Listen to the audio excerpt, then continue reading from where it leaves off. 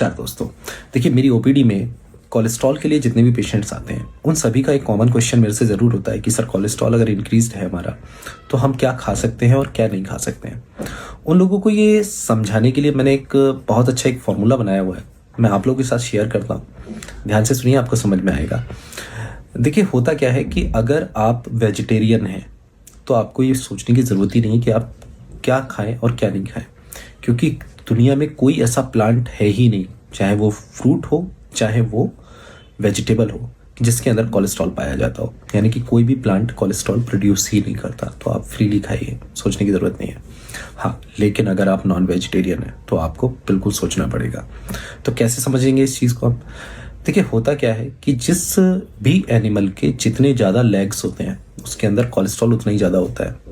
अब आप अगर कोई ऐसे जानवर का मांस खा रहे हैं जो जिसके 4 पैर हैं, तो आप मान के चलिए आप सबसे ज़्यादा कोलेस्ट्रॉल अपने अंदर ले रहे हैं।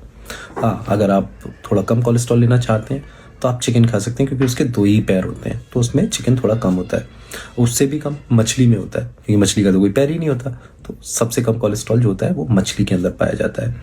अब किसी ने मुझसे सवाल पूछ लिया, बोले सर फिर तो सांप भी खा लेते हैं, उसमें पैर ही नहीं होते। मैंने कहा भाई, वो आपको दिखाई नहीं देते, उसके पास तो थाउजेंड्स ऑफ लेग्स होते हैं, हिडन होते हैं, ठीक है, तो सांप नहीं खा सकते। तो कुल मिला के नॉन वेजिटेरियन लोगों